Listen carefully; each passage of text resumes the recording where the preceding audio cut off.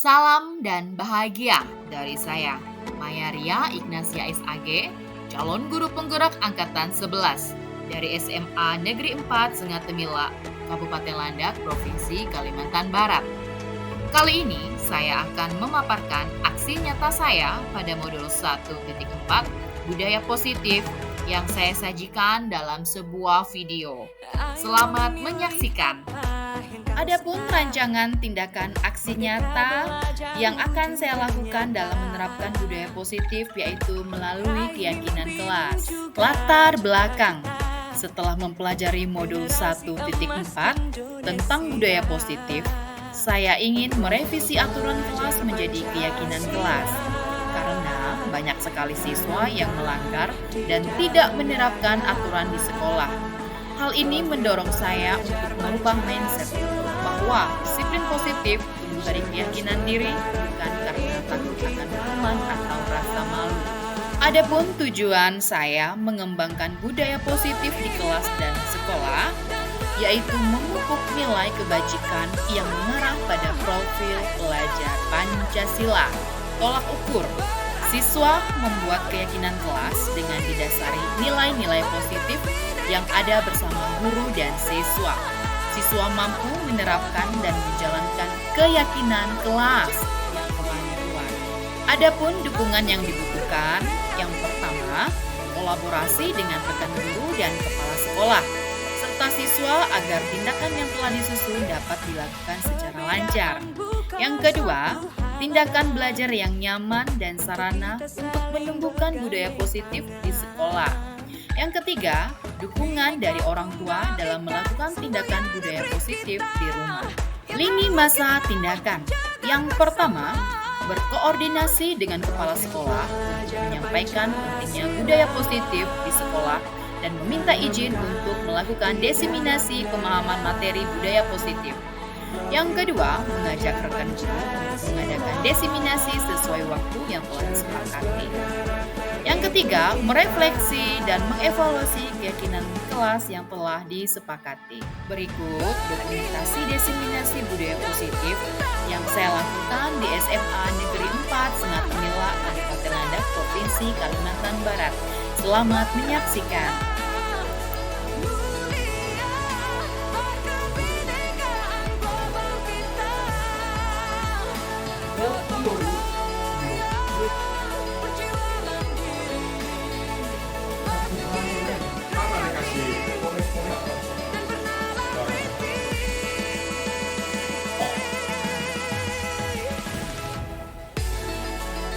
Assalamualaikum warahmatullahi wabarakatuh. Waalaikumsalam warahmatullahi wabarakatuh. Shalom, adil Kak Kalino, Mbak Curamin Kak Saruga, Mbak Sengat, Kak Jubata. Harus. Baik, terima kasih yang pertama saya ucapkan untuk kehadiran Dewan Guru SMA Negeri 4 yang hadir pada saat ini dalam kegiatan diseminasi yang saya lakukan pada hari Senin 19 Agustus 2024 di SMA Negeri 4 Sengatemila. Baik Bapak Ibu, sebelum kita melanjutkan kegiatan kita pada pagi hari ini secara bersama-sama, kita mau menyanyikan lagu Indonesia Raya terlebih dahulu. Saya minta dengan hormat Dewan Guru untuk berdiri.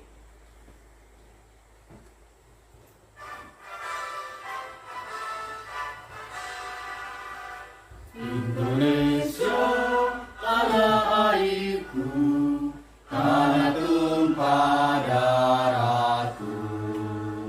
Di sanalah aku berdiri, jadi pandu ibuku. Indonesia kebangsaanku, bangsa dan tanah airku. Marilah kita berseru, Indonesia bersatu. Hiduplah tanahku, hiduplah negeriku, bangsaku, rakyatku semuanya. Bangunlah jiwanya, bangunlah badannya untuk Indonesia Raya. Indonesia Raya. merdeka, tanahku, negeriku yang ku cinta. Indonesia Raya, merdeka, merdeka, hiduplah Indonesia Raya. Indonesia Raya, merdeka, merdeka, tanahku, negeriku yang ku cinta. Indonesia Raya, merdeka, merdeka, hiduplah Indonesia Raya. Baik, terima kasih Bapak Dewan Guru, silakan duduk kembali.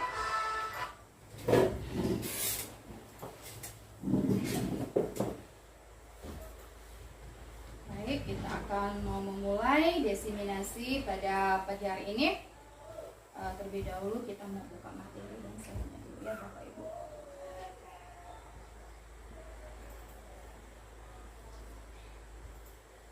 Baik,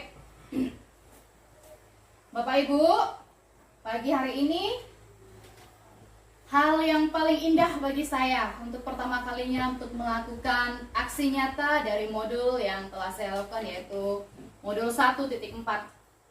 Nah, di modul ini saya bertugas untuk mendesiminasikan budaya positif, terutama dalam ruang lingkup di sekolah kita di SMA Negeri 4 Sengatemila. Jadi, adapun kegiatan pada hari ini, kita mau awali dengan ice breaking dulu Bapak Ibu, agar Bapak Ibu Dewan Guru, Bapak-bapak kebetulan yang ada di sini tidak merasa capek, menghilangkan lelahnya dulu karena perjalanan kita dari rumah ke sekolah yang lumayan menguras tenaga dan emosi sudah pastinya menghadapi jalan-jalan yang penuh liku ya Bapak-bapak ya. Ya. Baik Bapak-bapak, untuk ice breaking pagi hari ini ada rangkaian mengapa karena ya. Jadi di sini karena kita ada berenam, ya kan, berenam bersama saya, sehingga saya akan membagikan Skynote ini satu persatu dengan jumlah 6. Jadi nanti ada saya, Pak Erdi, dan Pak Nyangko itu dengan menggunakan kata kunci mengapa. Sedangkan Pak Riko, Pak Dwi, dan Pak Endra menggunakan kata kunci karena. Ya, bisa Bapak Ibu pahami ya? Bisa, Bu. Baik. Bisa. Saya akan memberikan waktu dalam 3 menit kepada Bapak-bapak. Pak Erdi boleh membantu saya membagikan Skynote ini.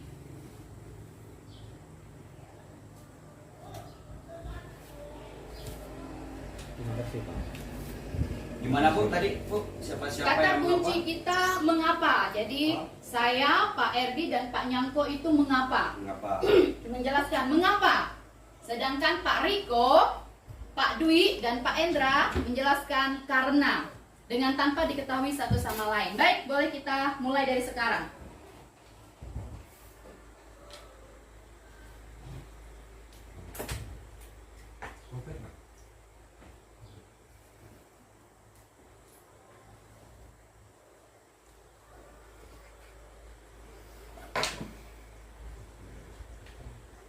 Jadi di sini bisa tentang hobi atau sesuatu yang tidak bapak-bapak senangi, atau kalimat apa saja boleh dijabarkan.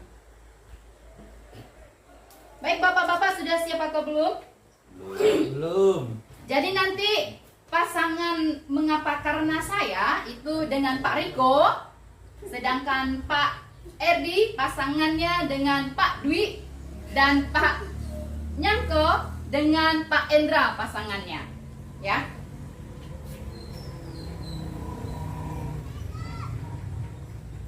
Ayo bapak-bapak. Iya. Iya, ini jangan Iya. diketahui. Iya. Boleh diketahui lagi menjawab. Tidak boleh diketahui. Pak Riko sudah siap? Sudah Bu, siap Bu. Sudah. Baik. Diawali dari saya terlebih dahulu.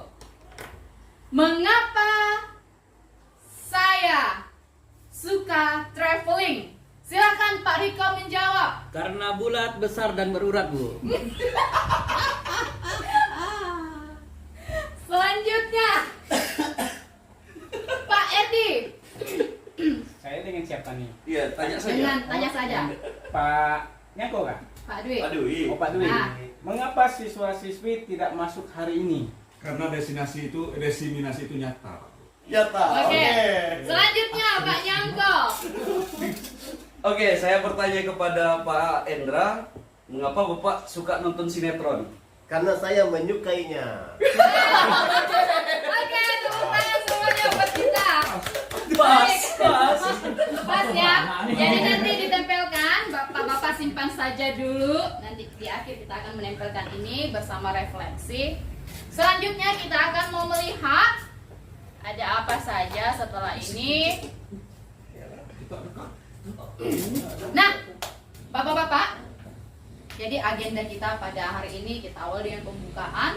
Jadi di pembukaan ini nanti selain ice breaking akan ada kata pengantar yang akan disampaikan, ya kan? Selanjutnya ada penyampaian oleh Bapak RD SPD. Kepada Pak RD SPD, waktu dan tempat saya persilakan. Oke baik, terima kasih Bu atas waktunya. Ini selamat pagi untuk kita semua. Pagi-pagi, Pak. Assalamualaikum warahmatullahi wabarakatuh. Waalaikumsalam warahmatullahi wabarakatuh. Adil Kak Talino, Bacuramin Kak Saruga, Basengat Kak Jibata. Arus.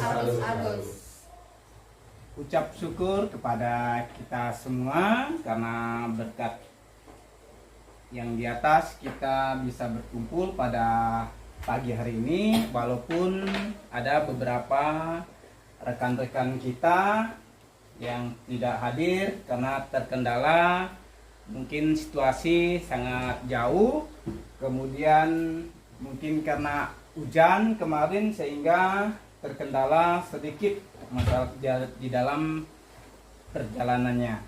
Nah, untuk mempersingkat waktu, saya selaku perwakilan dari kepala sekolah mengucapkan selamat untuk Ibu Ria yang mana telah mengikuti rangkaian-rangkaian pembelajaran guru penggeraknya sehingga sudah memasuki aksi nyata dalam modul 1.4 ya, dimana itu yang disampaikan itu diseminasi tentang budaya nilai positif.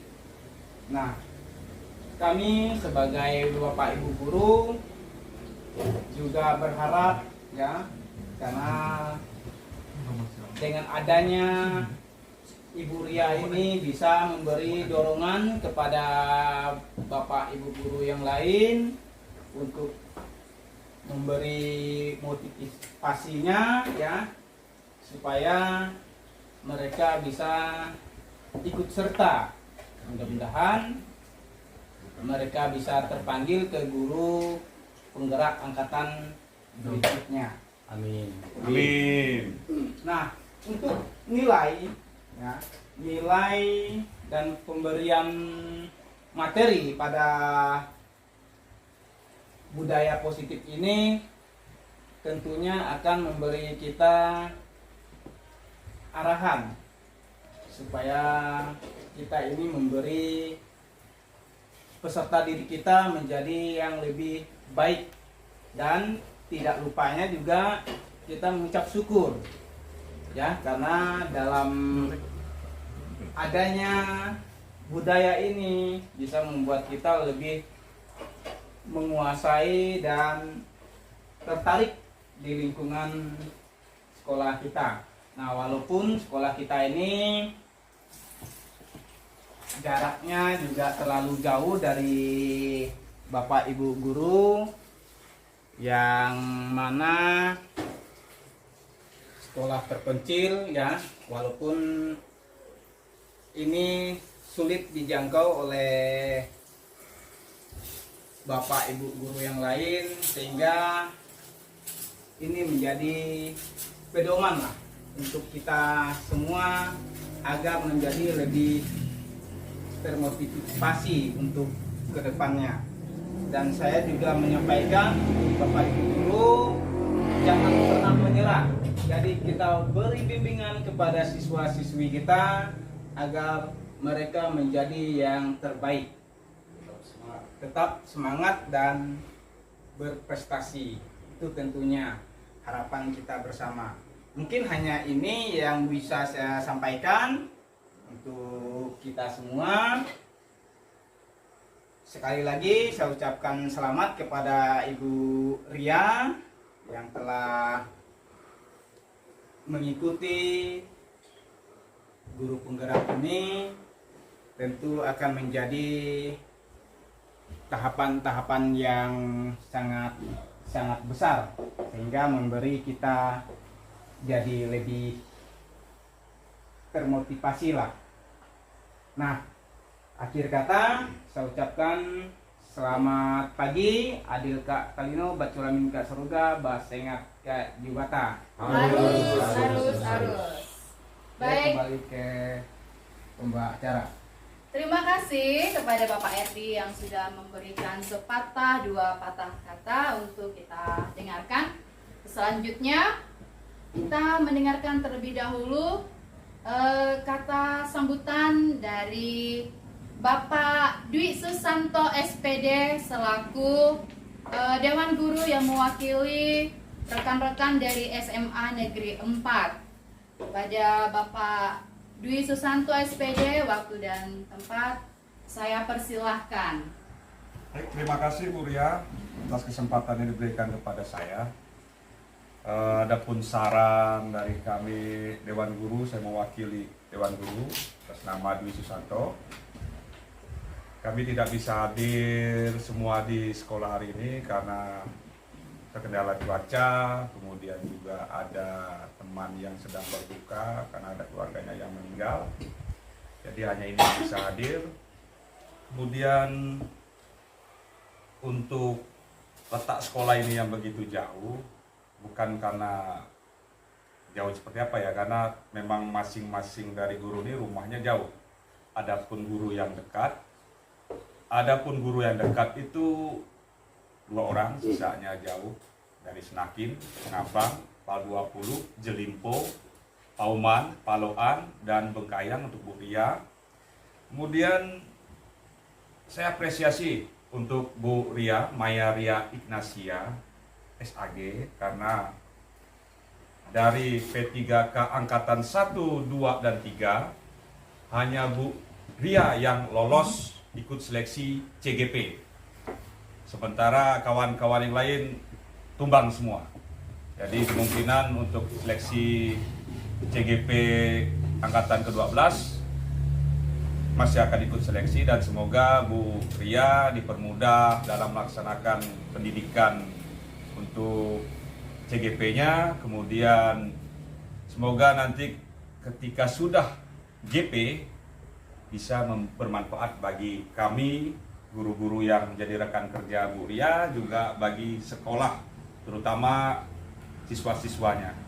Adapun masukan dari saya, mudah-mudahan ada pendidikan inklusif untuk siswa, karena di sekolah kami ini ada beberapa siswa yang berkebutuhan khusus. Inklusif. Inklusif. Ya.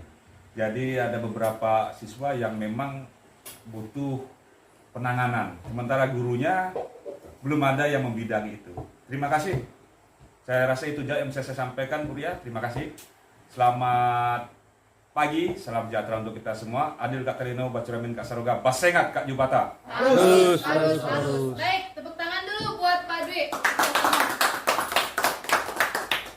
Baik, Bapak-bapak, dalam hal ini sebelum kita melanjutkan kegiatan kita, setelah kita mendengarkan dari kata pengantar, ada baiknya kita memulai terlebih dahulu doa yang seharusnya tadi sebelum kata pengantaran kata sama. Saya meminta kepada Bapak Endra Estra STH untuk memimpin doa pembukaan kita agar kegiatan ini berjalan dengan lancar sesuai dengan harapan kita bersama. Kepada Bapak Endra Estra, waktu dan tempat saya persilahkan. Baik Bapak Ibu yang saya hormati dan saya kasihi, kita akan mengawali acara kita pada hari ini. Izinkan saya memimpin doa secara Kristen, dan bagi yang beragama Katolik silahkan mengambil tanda kebenaran. Mari kita berdoa. Puji, hormat, dan syukur kami naikkan kepadamu ya Tuhan, atas pimpinan penyertaan-Mu dalam seluruh kehidupan kami. Maka Tuhan sudah menuntun seluruh kehidupan kami, sehingga kami boleh sampai di tempat ini dalam keadaan sehat dan selamat. Itu semua karena kebaikan dan kemurahan-Mu. Hari Tuhan, kami akan memulai acara kami, diseminasi budaya positif. Kami menyerahkan ulang tangan-Mu supaya kegiatan yang kami lakukan bisa berjalan dengan baik dan lancar.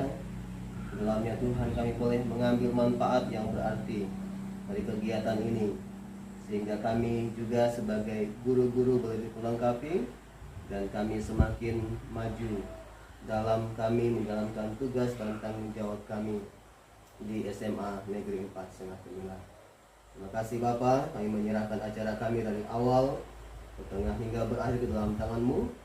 Dalam nama Tuhan Yesus kami membuka kegiatan kami darinya. Amin.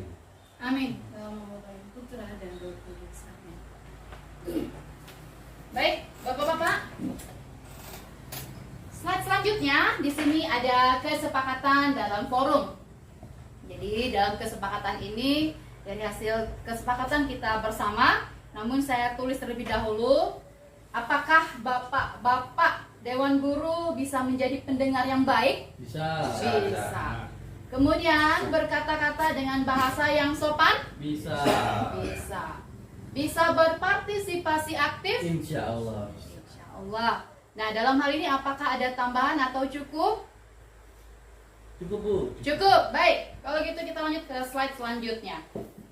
Baik Bapak-bapak, saya akan menyampaikan pada forum hari ini dalam konsep inti di budaya positif. Di sini ada perubahan paradigma belajar, ya, aktif, kemudian dengan posisi kontrol, nilai-nilai kebajikan, keyakinan kelas atau sekolah, kebutuhan dasar manusia, dan segitiga restitusi. Nah, Bapak-bapak di depan bisa dilihat ada pertanyaan pemantik. Menurut Bapak-bapak, apa sih yang dimaksud dengan pembelajaran paradigma baru pada kurikulum merdeka? Ini pertanyaan pemantiknya ya. Nah, di sini Bapak-bapak dapat kita lihat dalam pembelajaran dengan paradigma baru mengatakan bahwa di sini ada beriman, bertakwa kepada Tuhan yang Maha Esa dan berakhlak mulia. Kemudian dengan nilai mandiri, berkebinekaan global, bergotong royong, kreatif dan bernalar kritis. Jadi ini adalah konsep pembelajaran dengan paradigma baru. Dalam pembelajaran paradigma baru, yaitu kurikulum merdeka, merupakan pembelajaran yang berorientasi pada 6 karakter dalam dimensi profil pelajar Pancasila. Jadi ini ya, Bapak-bapak ya. Ya Bu. Ya, 6 karakter dalam dimensi profil Pancasila. Hal ini untuk mewujudkan pembelajaran tersebut menggunakan prinsip pembelajaran yang berdiferensiasi, yang disesuaikan dengan kebutuhan belajar murid berdasarkan tahap perkembangannya dengan tujuan kurikulum merdeka untuk menghadapi tantangan abad yang ke-21. Jadi begitu Bapak-bapak ya. Selanjutnya ada pertanyaan pemantik. Setuju atau tidak setujukah Bapak-bapak hukuman dapat mendisiplinkan anak? Yang kedua, memberikan penghargaan dapat meningkatkan motivasi belajar. Setuju. Setuju. Nah, Setuju. tanggapan Pak Endra yang mengatakan setuju hukuman dapat mendisiplinkan anak. Bagaimana nih Pak Endra? Karena saya yakin bahwa hukuman yang diberikan kepada anak tidaklah akan mematikan anak tersebut, tapi itu bagian daripada bagaimana guru mendidik anak itu supaya bisa disiplin. Oke. Baik, terima kasih Pak Endra. Lalu dalam hal ini dengan memberikan penghargaan dapat meningkatkan motivasi belajar anak. Saya tidak setuju, Bu. Nomor 1, Bu. Oh iya, ada tanggapan dari Pak Riko. Sebenarnya setuju tidak setuju kembali lagi ke personal, Bu. Tapi menurut saya kita kan ada namanya kesepakatan kelas. Di mana ada kesepakatan, di situ juga ada konsekuensi. Mungkin bahasa di sini yang lebih tepat bukan hukuman tapi konsekuensinya, Bu. Konsekuensinya, ya baik. Ada lagi yang ingin menanggapi bapak-bapak? Tidak ada. Lanjut. Nah, setuju atau tidak setujukah bapak-bapak memberikan penghargaan dapat meningkatkan motivasi belajar anak? Setuju. Setuju. Setuju. Alasannya bisa Pak Dwi sampaikan tidak? Mengapa Ya. Pak Dwi setuju dalam Karena hal ini? motivasi itu dari intern ada Bu, dari eksternal juga ada. Siswa kalau dari eksternal, kalau kita beri dia reward, misalnya contohlah Bu, uang, mereka akan termotivasi lebih di mapel-mapel tertentu. Kan saya melaksanakan itu sudah jalan 2 tahun ini Bu. Setiap mapel sosiologi dan sejarah yang saya ampu, kalau juara 1 dalam pengertian nilai sosiologinya paling tinggi atau sejarah paling tinggi, dia dapat 100.000 atau 50.000. Itu. Dan saya lihat dari setiap semester itu berubah Bu. Ada yang misalnya pertama si A, kemudian semester depan B. Demikian Bu, terima kasih. Baik, terima kasih luar biasa sekali Pak Dwi. Selanjutnya ada Pak Nyangko yang ingin menanggapi terkait dengan penghargaan meningkatkan motivasi belajar anak. Setuju atau tidak setuju Pak Nyangko? Ya, memberikan penghargaan itu saya rasa memang sangat perlu, Bu. Kita dari kecil sudah diberikan penghargaan. Contohnya ketika saya masih ingat cerita zaman dulu, ketika saya mendapat juara 1, waktu itu juara 1 di kelas ketika SD, bapak saya membelikan saya sepeda. Dan setelah semester atau masih CAO pada saat itu, caturulan selanjutnya, saya mampu mempertahankan posisi saya sebagai juara 1. Karena saya ingin dari motivasi ini saya ingin mendapatkan lebih. Karena pikiran saya pada saat itu masih anak-anak, dan itu saya terapkan juga di anak-anak yang saya bimbing agar pemberian penghargaan seperti kita setiap kenaikan kelas atau semester 1 dan semester 2 pembagian rapor itu memberikan penghargaan berupa pulpen, buku, biar agar anak-anak yang lain termotivasi juga untuk merebut peringkat di dalam kelas tersebut. Ya, seperti itu sih, Bu. Ini sudah menjadi kebiasaan kita juga, gitu. Terima kasih. Baik, terima kasih. Tepuk tangan dulu buat kita semua.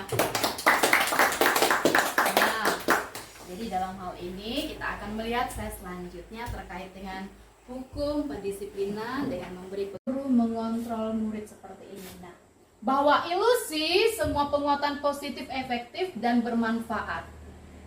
Ilusi bahwa kritik dan membuat rasa bersalah mampu menguatkan karakter. Ilusi bahwa orang dewasa berhak memaksa dalam teori kontrol Dr. William Glasser. Nah, ilusi kontrol. Yang pertama, guru dapat mengontrol murid. Pada kenyataannya, murid mempunyai hak memilih. Kemudian, guru tidak bisa memaksakan kehendak kepada murid. Dan yang terakhir, guru tidak punya kontrol penuh terhadap murid. Nah, jadi ini ya Bapak-bapak ya, konsep kita hari ini. Kemudian ilusi kontrol selanjutnya ada semua bujukan penguatan positif, efektif, dan bermanfaat. Kenyataannya, bujukan adalah salah satu bentuk kontrol. Nah, yang kedua, murid mempunyai hak untuk menolak bujukan kita. Dan yang terakhir, murid bisa tergantung pada pendapat dan bujukan kita. Jadi begitu ya, Pak Nyangko dan Pak Dwi. Ya, Bu. Selanjutnya ada ilusi kontrol yang ketiga, kritik dan membuat orang merasa bersalah bisa menguatkan orang tersebut. Kenyataannya, menyalahkan murid dan membuat kritik tidak menguatkan tetapi melemahkan. Kemudian, murid mempunyai persepsi negatif akan dirinya. Dan yang ketiga, adanya krisis identitas atau identitas gagal pada murid. Ilusi kontrol selanjutnya, orang dewasa punya hak untuk memaksa. Orang dewasa tidak bisa mengontrol murid. Nah, ini Bapak-bapak. Kemudian perilaku memaksa tidak akan efektif pada jangka waktu yang lama. Murid dapat memberontak sewaktu-waktu. Nah, ternyata tidak baik. Memaksa itu tidak baik ya Bapak-bapak ya. Iya. Selanjutnya, memaksakan kehendak hanya akan menyebabkan permusuhan antara murid dan guru. Jadi begitu Bapak-bapak. Ya, Bu. Jadi konsep belajar merdeka kita tidak ada pemaksaan dalam bentuk apapun. Nah, kita kembali kepada paradigma. Mengubah paradigma stimulus respon ke pendekatan teori kontrol. Nah, di sini kita melihat realita kebutuhan kita. Dengan teori kontrolnya, kebutuhan kita itu berbeda, tidak sama, Bapak-bapak. Lalu di sini stimulus responnya semua orang melihat hal yang sama. Secara teori kontrolnya, setiap orang memiliki gambaran yang berbeda. Selanjutnya di sini stimulus respon yang ketiga, kita mencoba mengubah orang agar berpandangan sama dengan kita. Secara teori kontrolnya, di sini kita berusaha memahami pandangan orang lain tentang dunia. Bagaimana Bapak-bapak? Nah, lalu ada perilaku buruk dilihat sebagai suatu kesalahan Bapak-bapak. Hal ini mungkin pengalaman yang kerap terjadi dalam kehidupan nyata kita ya. Secara teori kontrolnya, semua perilaku memiliki tujuan. Nah, sama halnya dengan yang barusan terjadi kepada kita tadi pagi. Orang lain bisa mengontrol saya, kenyataannya hanya Anda yang bisa mengontrol diri Anda. Nah, jadi dalam hal ini, ketika kita memiliki satu kehendak, tidak ada orang lain yang bisa mengontrol selain diri kita sendiri.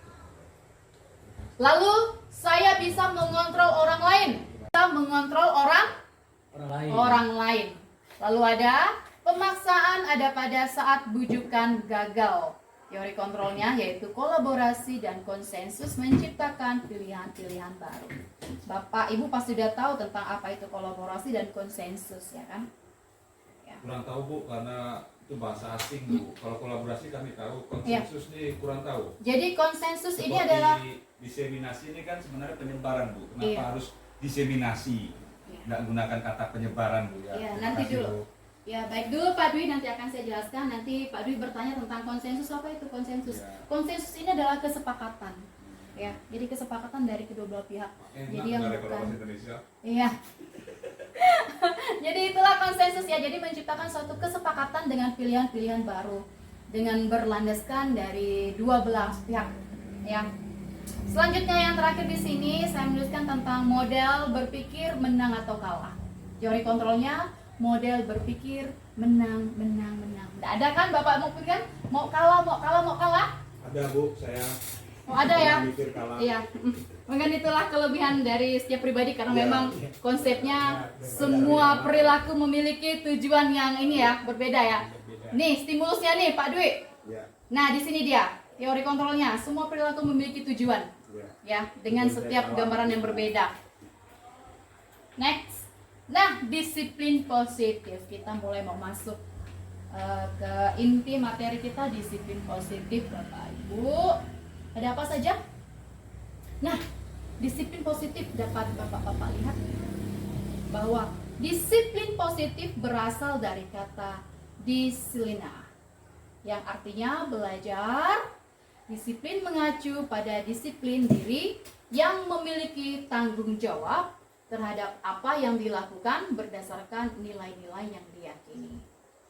Disiplin positif merupakan salah satu cara penerapan disiplin yang bertujuan untuk menumbuhkan kesadaran serta memberdayakan murid tanpa imbalan nih Pak Nyangko, imbalan penghargaan atau reward, ancaman dan hukuman. Nah, jadi ternyata dalam disiplin positif itu mestinya tidak ada yang namanya imbalan penghargaan atau reward. Pemberian. Iya, tidak ada. Iya. Itu kan versi Bapak yang William tadi. Ya, jadi tidak ada ancaman dan tidak ada hukuman. Itu motivasi. Jadi tujuan disiplin positif di sini adalah Bapak-bapak Teori itu, Pak. menciptakan murid yang memiliki disiplin diri sehingga mereka berperilaku mengacu pada nilai-nilai kebajikan universal dan memiliki motivasi intrinsik dalam perubahan perilaku ke arah yang lebih baik. Jadi begitu ya Bapak-bapak ya. Jangan lagi nanti ke depannya memberikan satu reward dalam berupa uang atau apa, karena itu sifatnya akan sementara. Karena tidak terlahir dari dalam murid tersebut. Ya, begitu ya. Jadi motivasinya ini lebih ke perubahan yang lebih baik. Slide selanjutnya. Nah, ada nilai-nilai kebajikan. Dalam profil pelajar Pancasila, nilai-nilai kebajikannya adalah beriman dan bertakwa kepada Tuhan Yang Maha Esa dan berakhlak mulia, berkebinekaan global, gotong royong, mandiri, kreatif, dan bernalar kritis.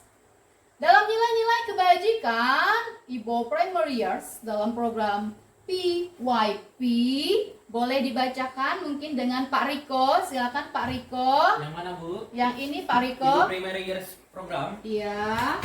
Toleransi, rasa hormat, integritas, mandiri, menghargai, antusias, empati, keingintahuan, kreativitas, kerjasama, percaya diri, dan komitmen. Baik, terima kasih Pak Riko. Lalu Sama, Bu. boleh ditambahkan dengan Pak Endra. Pak Endra. Keterampilan hidup, life skill, dapat dipercaya,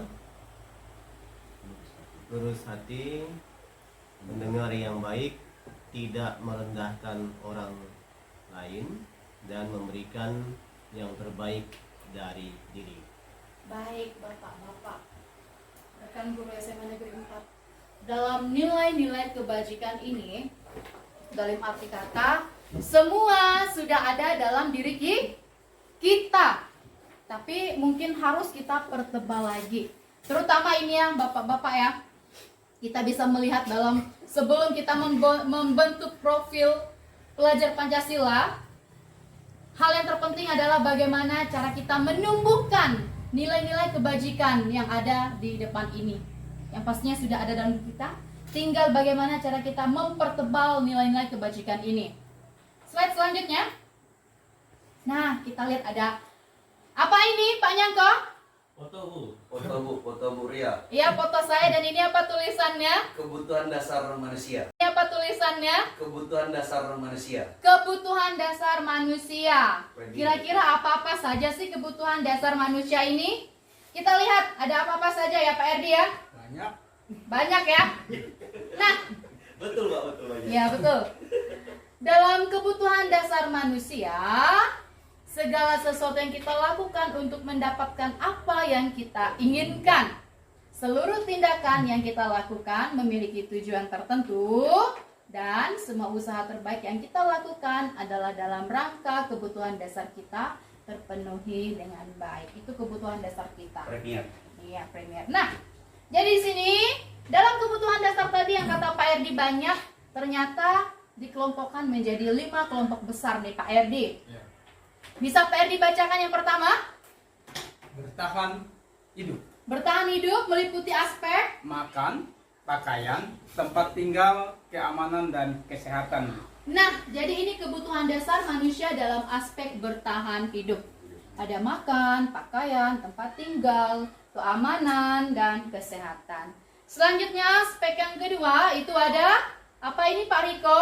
Kasih sayang dan rasa diterima Bu. Kasih sayang dan rasa diterima. Meliputi aspek apa saja? Rasa diterima, diperdulikan, berbagi, kerjasama, menjadi bagian dalam kelompok. Iya, jadi rasa kasih sayang itu bukan berarti yang dicinta, digendong, dipeluk, tidak ya, tetapi lebih ke dalam hal psikologis, yaitu tentang hal perasaan. Lalu ada aspek apa ini Pak Endra? Penguasaan. penguasaan. Ada apa-apa saja Pak Hendra dalam hal penguasaan diri? Keinginan untuk dianggap. Keinginan untuk dianggap, memimpin, berprestasi, diskusi, didengar. Iya, jadi dalam hal penguasaan ini setiap orang pasti memiliki perasaan atau harga diri, keinginan untuk dianggap, memimpin, berprestasi, diskusi, dan didengar. Jadi itu ya aspek penguasaan. Lalu ada yang keempat, kebebasan. Bisa dibacakan Pak Nyangko?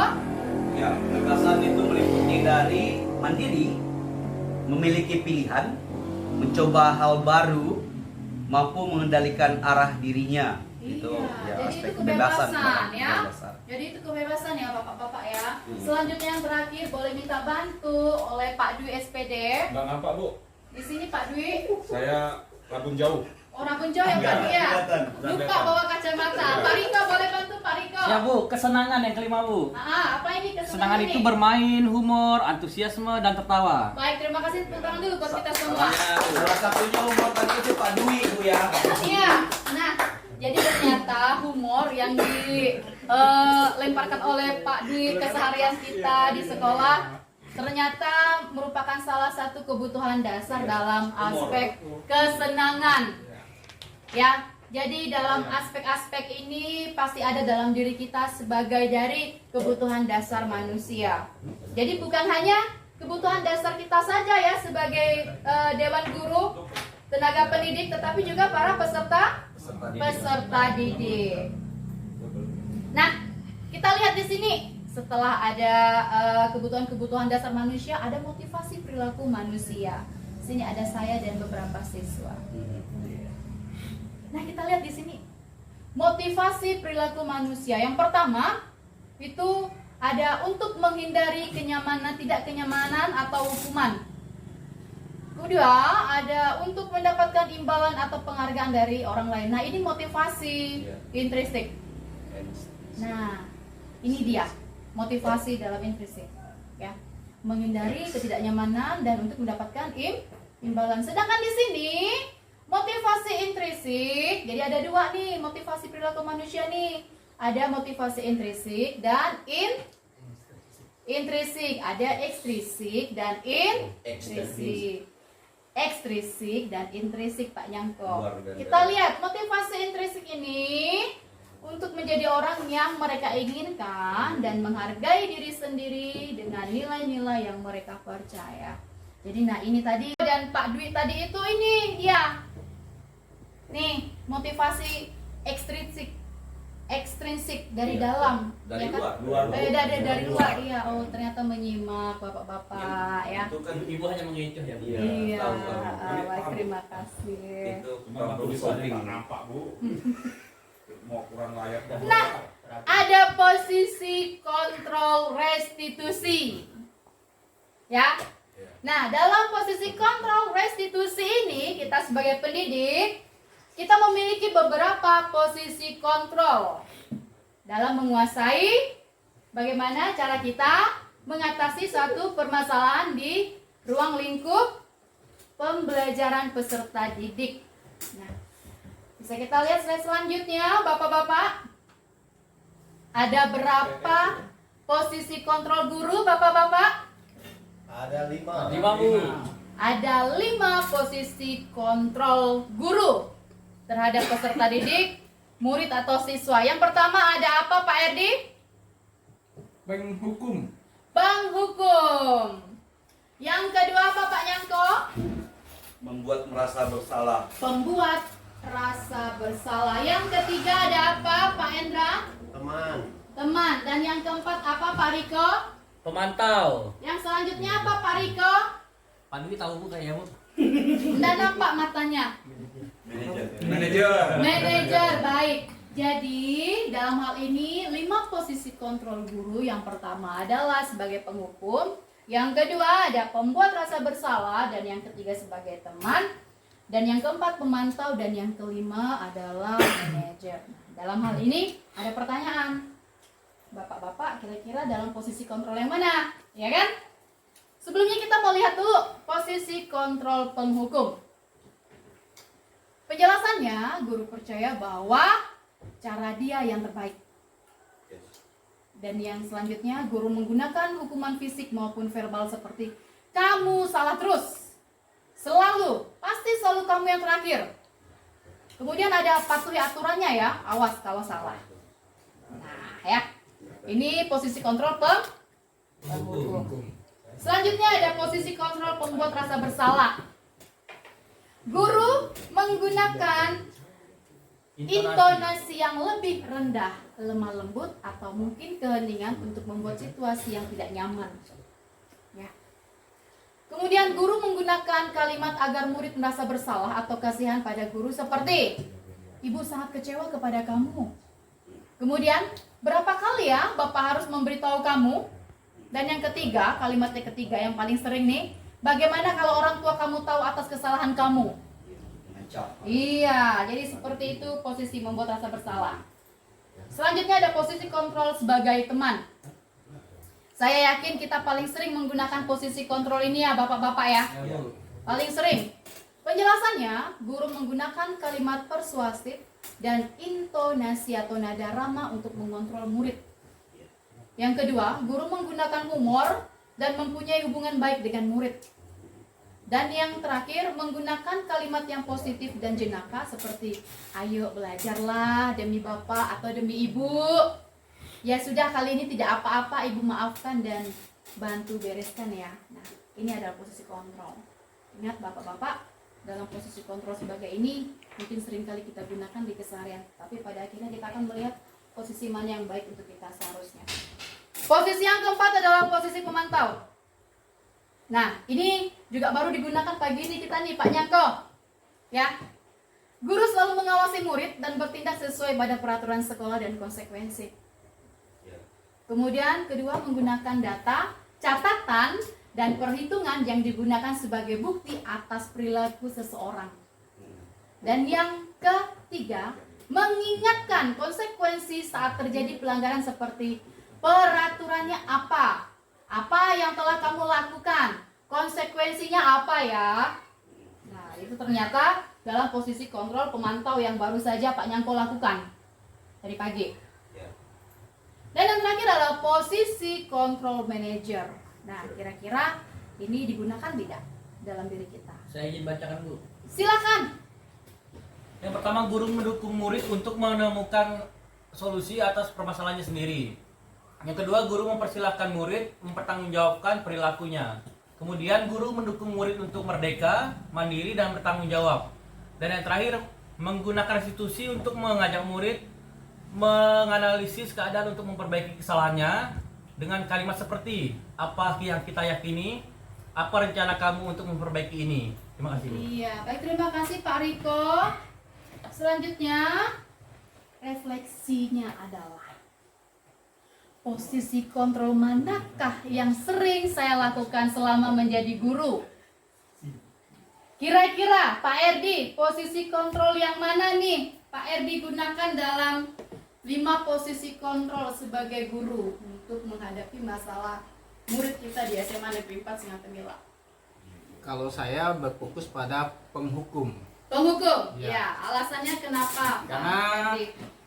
Saya sering sekali ya, kalau ada siswa yang terlambat, saya selalu menghukum siswa dengan push up. Jadi itu yang sering saya lakukan. Ada motivasinya juga, ada sehat jasmaninya.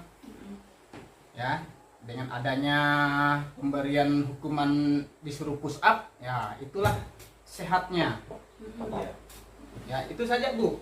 Iya, begitu ya. Jadi lebih ke mendidik karakter siswa peserta didik dengan hukuman fisik. Ya, orientasinya sebagai pembentukan nilai-nilai kesehatan.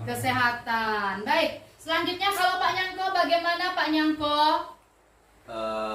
Kalau saya dari 5 kontrol ini yang langsung meresap ke dalam hati saya tadi itu adalah sebagai teman, Bu. Sebagai teman. Iya. Alasannya kenapa Pak Nyangko? Mungkin bisa ditampilkan lagi slide yang tadi itu. Sebagai teman ya. Iya, sebagai teman. Oke, Iya. sebagai teman. Di sini dijelaskan bahwa guru menggunakan kalimat persuasif dan intonasi atau nada suara ramah untuk mengontrol murid. Ya, untuk intonasi sepertinya saya agak kurang ya.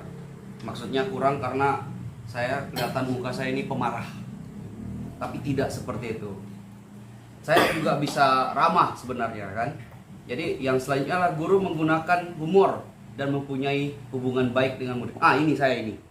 Ini saya. Iya, pas. Ini saya ini. Iya. Karena ketika Iya, kami paham.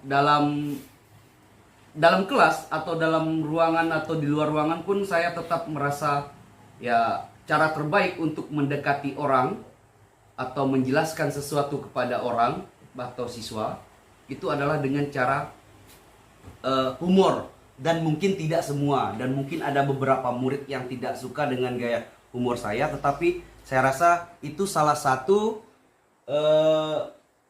cara bagi kita untuk mendekatkan kita dengan siswa. Terus yang terakhir itu ada menggunakan kalimat persuasif dan jenaka. Kalimat yang positif. Ya, positif dan jenaka. Ya, ayolah belajarlah. Ya, seperti yang ini sering sekali saya rasakan ya. Terlepas dari cerita Pak Erdi yang sebagai punishment, saya sebagai teman ya Pak Erdi. Ketika Pak Erdi setelah saya memarahkan, saya yang menengahi teman-teman. Anak-anak maksud saya. Oke. Terima kasih, Bu.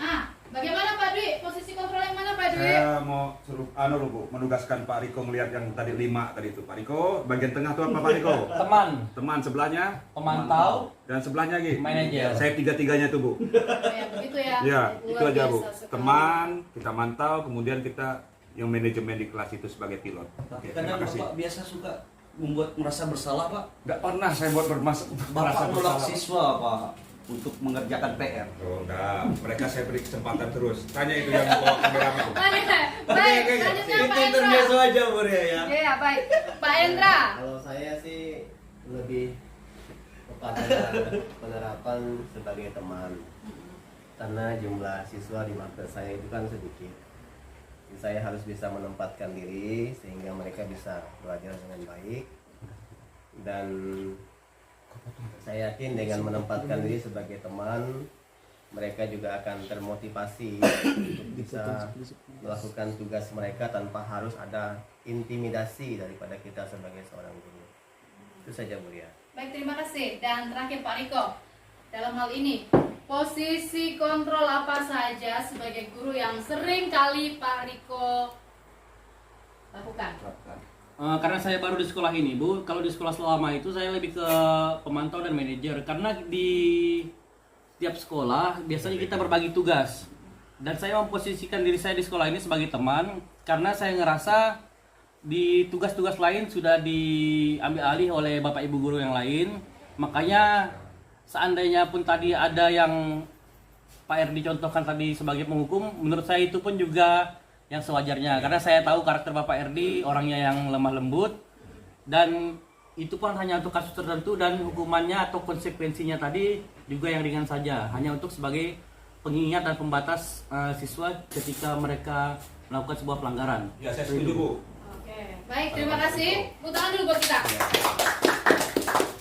Jadi bapak-bapak, tidak ada yang salah. Dan pada akhirnya secara teori, posisi kontrol yang paling ideal digunakan kita sebagai guru itu adalah posisi kontrol sebagai manajer.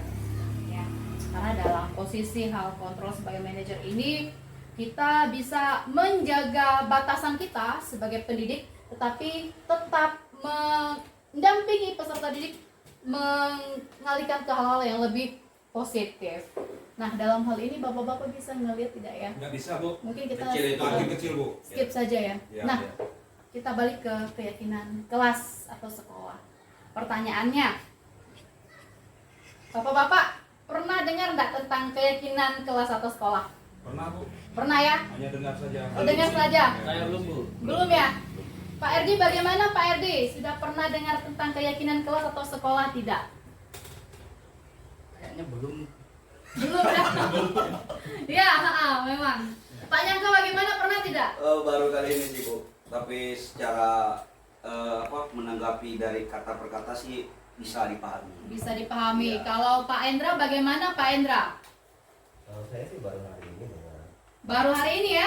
Kayak saya penasaran apa sih keyakinan kelas yang akan dijalankan oleh kuliah. Baik, kita akan melihat apa itu keyakinan kelas atau sekolah. Nah, jadi keyakinan kelas ini adalah yang pertama penjelasannya tentang peran guru dalam mewujudkan terbentuknya keyakinan kelas atau sekolah dengan adanya kesepakatan antara guru dan murid. Nah, jadi ini terkait dengan aturan ya. Lalu keyakinan kelas atau sekolah adalah suatu upaya pernyataan-pernyataan universal yang mudah diingat dan dipahami dan harus diterapkan di lingkungan sekolah.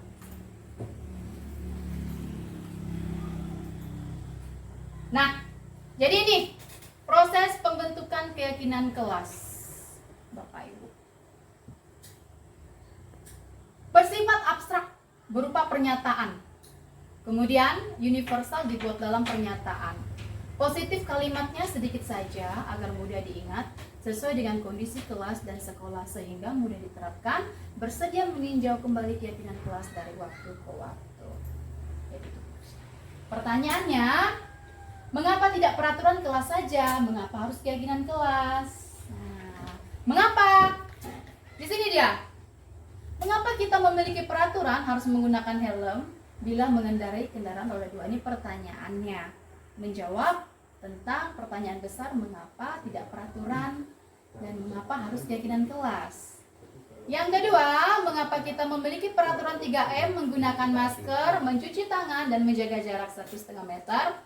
Nah, untuk mendukung motivasi intrinsik, kembali ke nilai-nilai keyakinan lebih menggerakkan seseorang dibandingkan mengikuti serangkaian peraturan. Jadi kembali lagi tadi, ya kan? Motivasi kita tadi yang pertama tuh ada apa? Dua motivasi manusia secara dan intrinsik. Nah, jadi di sini mengapa tidak peraturan? Mengapa harus keyakinan, ya kan? Karena di sini konsepnya adalah untuk mendukung motivasi intrinsik, kembali ke nilai-nilai keyakinan yang lebih menggerakkan seseorang dibanding mengikuti serangkaian peraturan. Jadi bukan karena aturan atau takut karena hukuman, melainkan karena nilai-nilai keyakinan itu yang lebih menggerakkan dari peserta didik ke nilai-nilai yang lebih positif tadi ya. Selanjutnya, di sini langkah-langkahnya Bapak-bapak.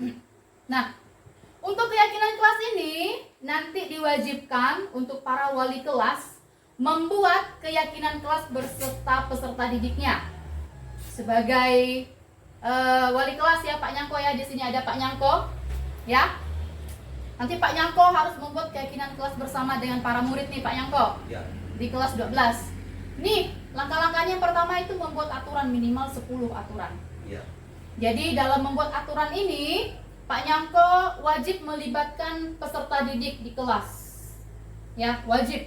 Kesepakatan bersama. Bukan, buat aturan dulu. Belum kesepakatan belum. Jadi menurut peserta didiknya dulu kira-kira peraturan apa saja yang mungkin menjadi sesuatu yang relevan bagi kenyamanan peserta didik dalam pembelajaran di sekolah.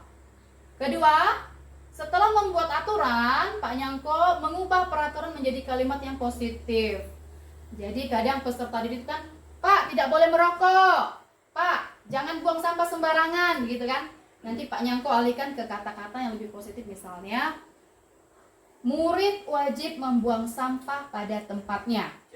Nah, ataupun murid harus menjaga kenyamanan kelas dengan menciptakan suasana kelas yang nyaman dan menyenangkan. Jadi kata-kata yang kurang tepat dialihkan menjadi kata-kata yang lebih positif. Yang ketiga, menjadikan peraturan ke nilai kebajikan keyakinan kelas. Nah, mulai itu Pak Nyangko, misalnya nanti Pak Nyangko bilang tidak membuang sampah pada tempatnya, nilai kebajikannya apa? Menjaga kebersihan. Atau misalnya siswa dilarang mengganggu teman di kelas. Berarti nilai kebajikannya adalah menghargai sesama. Menghargai sesama. Nah, dalam hal ini lakukan diskusi mengenai gambaran perilaku tadi, ya kan? Siswa tertib, tidak ribut, ya kan, menjaga kebersihan, mengerjakan tugas tepat pada waktunya, dan mentaati perintah-perintah gurunya atau lingkungan sekolah.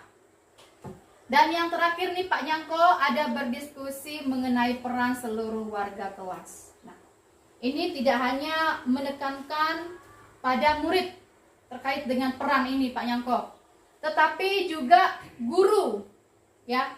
Nanti Pak Nyangko membuat petakan, nanti ada guru boleh dan murid boleh. Di bawahnya guru tidak boleh dan murid tidak boleh. Jadi ada guru yang boleh dan tidak boleh, begitu juga dengan murid. Misalnya nanti Pak Nyangko bikin untuk guru lebih dulu. Guru boleh minum di kelas, berarti murid juga boleh minum di kelas, dan hal ini tergantung dengan kesepakatan. Nah, kesepakatan kelasnya bagaimana? Misalnya dalam hal tidak boleh tadi, dalam diskusi ini, guru tidak boleh datang terlambat, ya kan? Murid juga begitu. Jadi ini terkait dengan kesepakatan bersama, sehingga terjadilah keyakinan ke kelas. Jadi keyakinan kelas ini setelah dibuat bersama mesti dipatuhi. Nah, ini Bapak-bapak, beberapa waktu lalu tanggal 17 Agustus saya membuat video, cuman di sini di PPT saya tidak bergerak, jadi mesti menggunakan video. Tapi ini salah satu gambaran proses pembuatan keyakinan kelas. Jadi saya melakukan diskusi terlebih dahulu, meminta peserta didik untuk mencantumkan kira-kira peraturan apa-apa saja tadi, ya kan? Lalu mulai mendiskusikan dan mengalihkan kata-kata menjadi sesuatu yang lebih positif. Lalu saya menggunakan peran guru dan murid berdiskusi, dan pada akhirnya menjadikan peraturan tersebut menjadi keyakinan kelas. Nah, ini seperti ini dia prosesnya, cuman sayang fotonya ini tidak begitu ini, cuman videonya bisa bergerak tidak ya? Diputar di luar, coba Bu. Ya, Oh, mungkin ada nanti, tapi saya putar setelah ini. Nah, tidak kelihatan ya. Nah, jadi ini langkah-langkah dan prosesnya, nanti bisa saya dampingi nanti Pak Nyangko untuk keyakinan kelas. Nah, jadi dari hasil kesepakatan, jadi ini udah enak sebenarnya Bu Julia nih sebagai wali kelas 10. Karena sudah terbentuk hasil keyakinan kelas 10 kemarin. Dari SMA Negeri 4 Singatemila, yang pertama itu menghormati guru, menghargai sesama, jujur dan bertanggung jawab, kerjasama dan kolaborasi, tepat waktu dan disiplin, peduli dan empati, lingkungan belajar yang nyaman dan aman, menjaga kebersihan dan kerapian. Lalu hasil kesepakatan, keyakinan kelas 10, SMA Negeri 4, yang pertama nilai keyakinannya adalah menghormati guru, kemudian menghargai sesama, disiplin, menjaga kebersihan kelas, dan punya nilai tanggung jawab. Nah, begitu ya. Nanti mungkin Pak Erdi sebagai kesiswaan juga harus membuat keyakinan sekolah nanti, karena ruang lingkupnya lebih besar. Ya, jadi keyakinan kelas dan sekolah nanti bisa berkolaborasi antara para wali kelas dan kesiswaan, juga tidak terlepas pembina OSIS. Ya Pak Riko ya.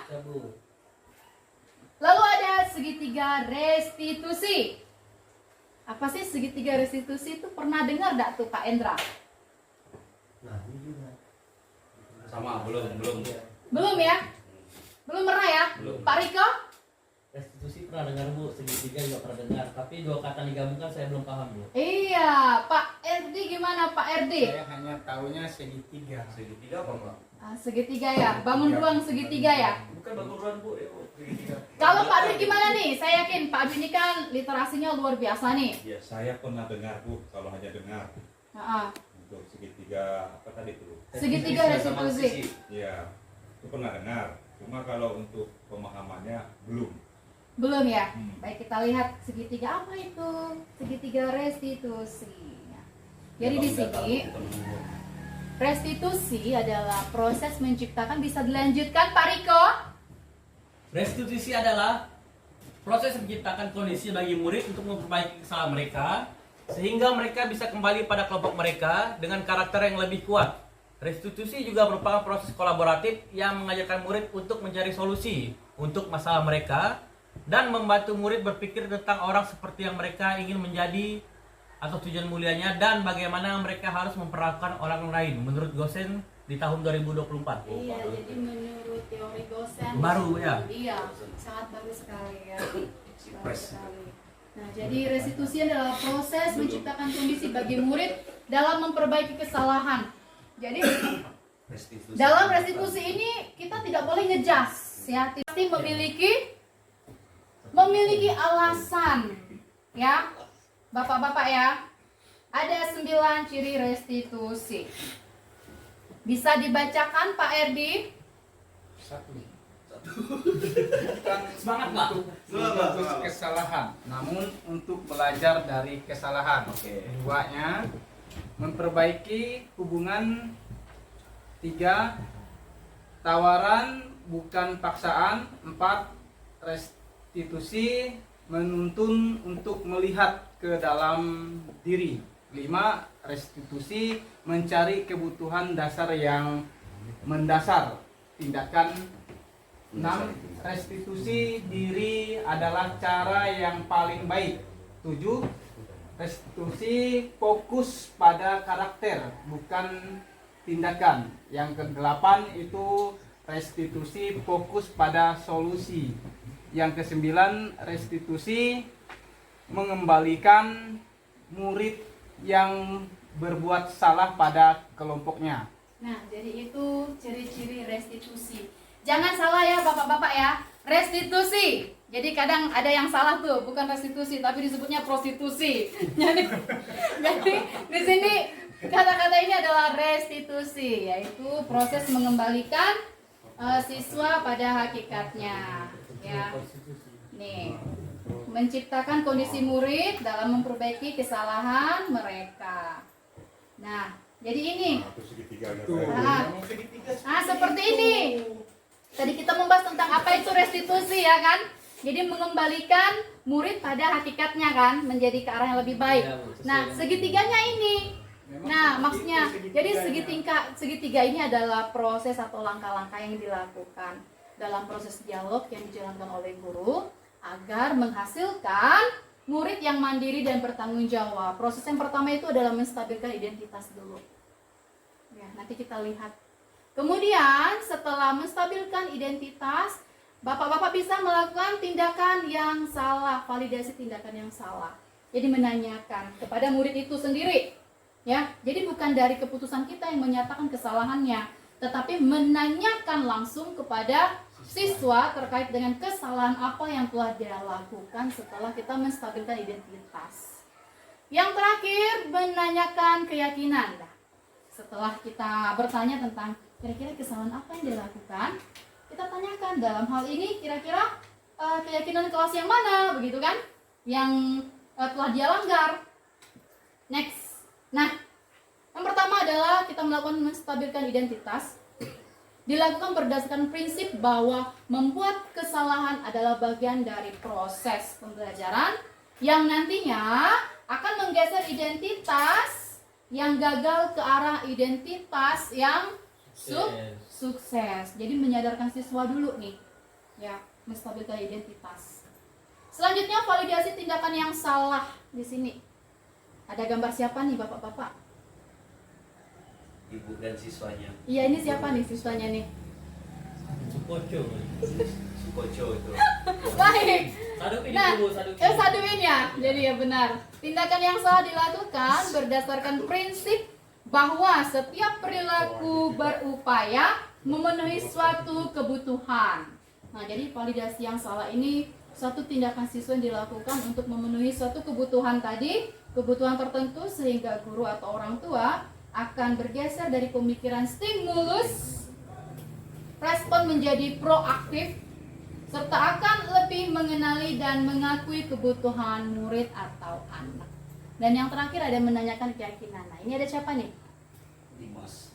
Reno itu Bu Reno. Reno ya. Iya. Reno ini salah satu siswa kita. Yang agak nakal itu. Iya, memang agak nakal. sekali ini siswa. Ya, siswa ini suka datang terlambat nih. Iya, Iya, jadi beberapa waktu lalu saya Cuman lakukan. masih bisa dibina ya Bu ya. Masih bisa, ya kan? Apalagi setelah dilakukan segitiga restitusi Ya, betul Bu. beberapa waktu lalu. Diprostitusikan.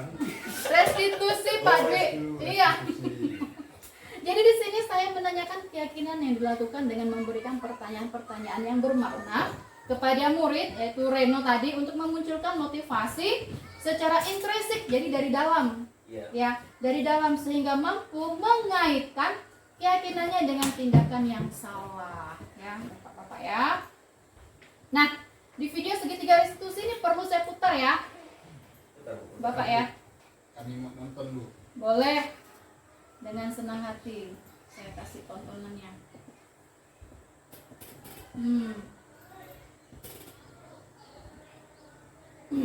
Nah, ini ada video-videonya.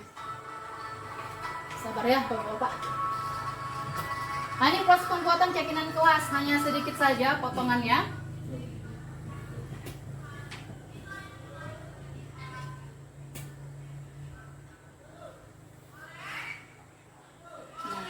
Jadi hasil diskusi ya Bapak-bapak ya. Nah, dalam hal keyakinan kelas ini pembuatannya prosesnya melalui hasil diskusi dan kesepakatan bersama.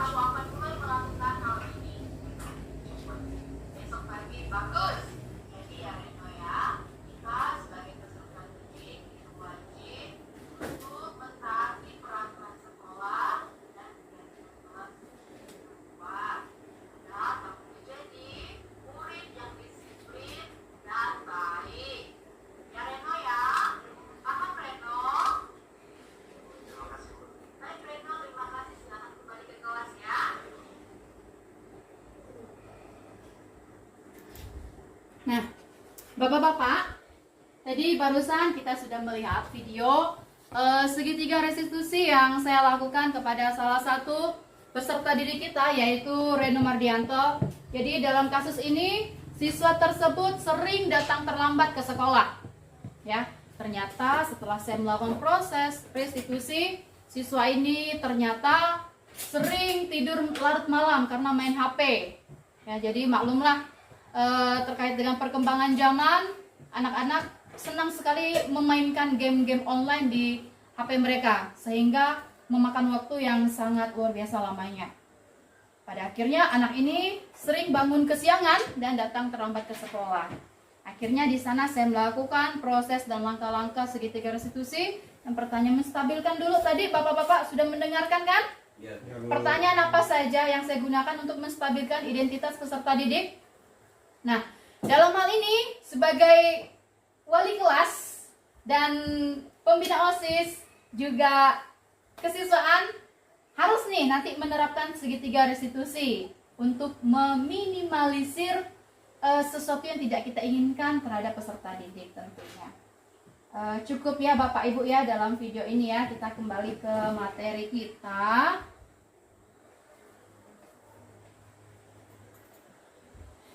Nah, setelah kita melihat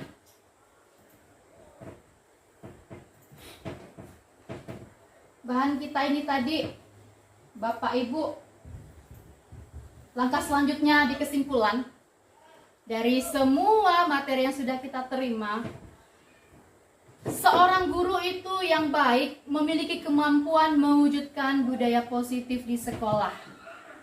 Budaya positif tersebut dapat dijalankan dengan menerapkan konsep-konsep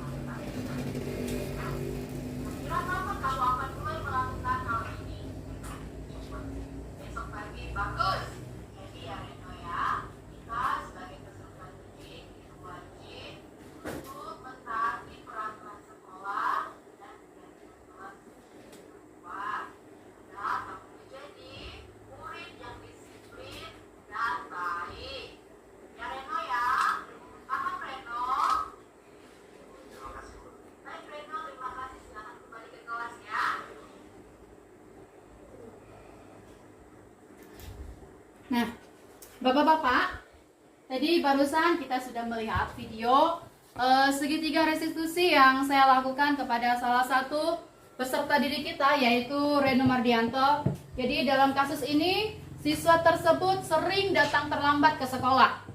Ya, ternyata setelah saya melakukan proses restitusi, siswa ini ternyata sering tidur larut malam karena main HP. Ya, jadi maklumlah terkait dengan perkembangan zaman, anak-anak senang sekali memainkan game-game online di HP mereka, sehingga memakan waktu yang sangat luar biasa lamanya. Pada akhirnya anak ini sering bangun kesiangan dan datang terlambat ke sekolah. Akhirnya di sana saya melakukan proses dan langkah-langkah segitiga restitusi. Yang pertama, menstabilkan dulu. Tadi bapak-bapak sudah mendengarkan kan? Ya. Pertanyaan apa saja yang saya gunakan untuk menstabilkan identitas peserta didik? Nah, dalam hal ini sebagai wali kelas dan pembina OSIS juga kesiswaan harus nih nanti menerapkan segitiga restitusi untuk meminimalisir sesuatu yang tidak kita inginkan terhadap peserta didik tentunya. Cukup ya Bapak Ibu ya dalam video ini ya. Kita kembali ke materi kita.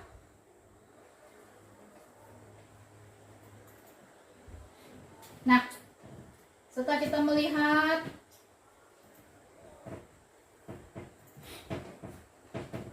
bahan kita ini tadi, Bapak Ibu, langkah selanjutnya di kesimpulan dari semua materi yang sudah kita terima, seorang guru itu yang baik memiliki kemampuan mewujudkan budaya positif di sekolah. Budaya positif tersebut dapat dijalankan dengan menerapkan konsep-konsep positif motivasi. Kemudian perilaku manusia, ya kan? Kemudian keyakinan kelas, kebutuhan dasar manusia. Yang kelima ada posisi kontrol restitusi, dan yang terakhir dengan segitiga restitusi. Jadi dalam hal ini Bapak Ibu pasti udah tahu tentang hal-hal disiplin positif dengan motivasinya, serta perilaku manusia yang dalam dua faktor tadi ada Eksternal internal. ekstrinsik dan intrinsik, ya. Jadi itu yang mendorong perilaku manusia. Kemudian ada keyakinan kelas, karena ada pertanyaan kenapa tidak peraturan, kenapa harus keyakinan kelas. Jadi ada dasarnya, karena keyakinan kelas ini memunculkan nilai dari dalam diri siswa. Lalu kebutuhan dasar manusia, ada dua tadi kan? Ya kan? Ada kebutuhan apa tadi yang pertama dari kelima tadi, ada apa Pak Riko? Bukan yang dasar manusia. Kebutuhan bertahan hidup. Yang kedua ada apa Pak Erdi? Oh, agak lupa ya Pak Nyangko. Selanjutnya ada kebutuhan apa lagi Pak Nyangko? Kebutuhan apa ya? Kebutuhan kesenangan, ya. Kebutuhan ingin diperhatikan atau kasih sayang. Kemudian ada kebutuhan ingin menguasai, dan kebutuhan apa lagi? Lahir dan batin. Oh iya, sudah lupa. Nah, jadi ini ya kesimpulannya ya Bapak-bapak ya. Kesimpulan kita pada pertemuan hari ini dengan materi yang sudah kita terima. Dan sebelum thank you ini ada refleksi sebenarnya nih Bapak-bapak. Nah, refleksi ini seperti dari agenda kita tadi, saya mau minta Bapak-bapak merefleksikan secara langsung terkait dengan desiminasi tadi. Desiminasi ini. Jadi desiminasi ini Pak Erdi adalah suatu proses kegiatan yang ditujukan pada suatu individu atau kelompok, gunanya untuk memperoleh dan menginformasikan sehingga timbul kesadaran diri, menerima dan akhirnya memanfaatkan informasi tersebut. Jadi kan saya sudah berbagi informasi terkait dengan budaya positif nih hari ini. Semoga Bapak-bapak dapat merealisasikan informasi dan ilmu yang sudah saya bagi hari ini. Semoga bermanfaat bagi kita dan sesuai dengan kebutuhan murid tentunya. Dalam hal ini Bapak-bapak, saya mau bertanya dan refleksi Bapak-bapak pada hari ini kira-kira apa-apa saja ya. Jadi saya menggunakan jurnal 4F. F yang pertama itu ada facts. Facts ini adalah kira-kira apa nih bahasa Inggrisnya nih Pak Endra? Pengalaman. Fact ini pengalaman ya. Kira-kira pengalaman apa yang Pak Endra dapatkan dalam desiminasi hari ini Pak Endra? Pengalaman yang saya dapatkan, saya bisa belajar tentang segitiga restitusi. Jadi kita bisa menerapkan hal yang baru yang sesuai dengan kondisi saat ini, sehingga kebutuhan seperti itu bisa terpenuhi. Iya, baik. Terima kasih Pak Endra. Lalu kira-kira F yang kedua Pak Riko mungkin bisa menanggapi Pak Riko. Fact yang kedua ini adalah feeling. Bagaimana perasaan Pak Riko selama mengikuti desiminasi pada hari Senin 19 Agustus 2024 di SMA Negeri 4 Sengat Temila ini? Perasaan saya pertama-tama saya bingung tentang isi materinya, tapi seiring berjalannya waktu saya merasa mendapatkan pemahaman baru tentang yang belum saya ketahui sebelumnya, dan di akhir penjelasan yang Ibu paparkan tadi saya merasa senang karena saya banyak tahu apa yang belum saya tahu sebelumnya dan bisa saya aplikasikan ke dalam pembelajaran di kelas sehari-harinya. Terima kasih. Baik, terima kasih Pak Riko. Selanjutnya di sini ada finding, yaitu pembelajaran. Kira-kira dalam hal ini Pak Dwi, kalau saya boleh bertanya, pembelajaran apa yang telah Pak Dwi dapatkan hari ini? Pembelajaran tentang ini Bu, kontrol menjadi teman, menjadi manajer. Ya, Itu aja yang posisi bisa lima saya terima kontrol ya. sebagai guru. Menjadi teman, menjadi manajer.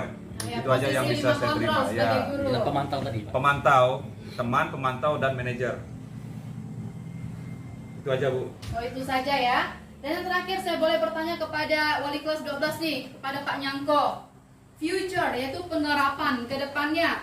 Tindakan apa yang akan dilakukan oleh Pak Nyangko setelah Pak Nyangko menerima materi kita pada hari ini, yaitu tentang budaya positif? Ya, salah satunya adalah Salah semua. tentang future, Future. masa depan. Iya, jadi aksi tindakan yang akan Ya, dilakukan. dari kita sebagai guru, selain dari mendidik, memberikan pengalaman yang baik untuk siswa, juga perlu menyadarkan mereka tentang masa depan yang baik itu seperti apa. Ya, itulah kita sebagai guru juga perlu sedikit mengkontrol mereka untuk ke jenjang yang selanjutnya itu bagaimana. Baik buruknya itu perlu dipaparkan juga. Ya, terima kasih Bu. Itu Baik, aja. terima kasih. Tepuk tangan dulu buat kita semua. Baik, Bapak-bapak, rekan guru hebat SMA Negeri 4 Sengatemila, kita di akhir kegiatan. Dalam hal ini saya mengucapkan dan mengapresiasi rekan-rekan Dewan Guru di SMA Negeri 4 ini sangat luar biasa sekali. Terima kasih untuk kehadirannya. Terima kasih respon positifnya, support system buat saya. Harapan saya juga mohon dukungan dan doa untuk saya agar dapat menyelesaikan program pendidikan guru penggerak di angkatan 11 ini. Amin. Baik, Bapak-bapak, hal ini juga tidak dapat realisasi tentunya kalau tanpa adanya kerjasama atau kolaborasi kita di sekolah kita. Semoga kedepannya dengan diseminasi ini kita dapat merealisasikan dan menerapkannya dalam kehidupan kita sehari-hari sebagai pendidik agar terwujud profil pelajar Pancasila. Ya, dan pastinya dibutuhkan dukungan, doa, support dan kolaborasi. Tetap berkolaborasi sehingga dapatlah terrealisasi. Bagaimana Bapak-bapak?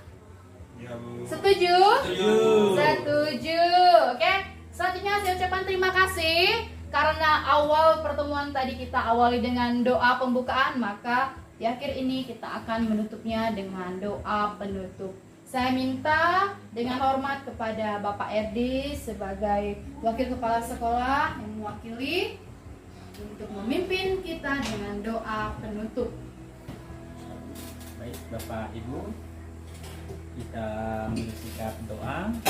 Izinkan saya memimpin dengan agama Katolik yang agama lain menyesuaikan, atas nama Bapa, Putra dan Roh Kudus. Amin. Bapa, kami telah melaksanakan aktivitas kami. Kiranya Engkau telah memberi kami perlindungan serta kesehatan badan sehingga kami dapat mengikutinya dengan baik dari awal hingga akhir ini. Bapa, sebentar lagi kami akan pulang ke rumah kami masing-masing. Kiranya Engkau memberi kami perlindungan di dalam perjalanan kami ini.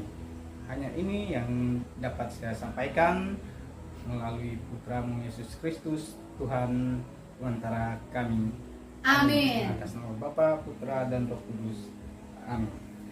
Baik Bapak-bapak, saya tutup dan akhiri dengan kata Adil Katalino, Baju Ramin Kak Saruga, Basengat Kak Jubata. Tepuk tangan dulu buat semuanya. Demikian aksi nyata yang telah saya lakukan dalam diseminasi budaya positif. Terima kasih karena sudah menonton video saya. Salam dan bahagia dari saya, Mayaria Ignasia SAG, calon guru penggerak angkatan 11 dari SMA Negeri 4 Sengatemila, Kabupaten Landak, Provinsi Kalimantan Barat. Salam guru penggerak, bergerak, tergerak, menggerakkan. Belajar wujud yang nyata, raih mimpimu juga cita-cita, generasi emas Indonesia.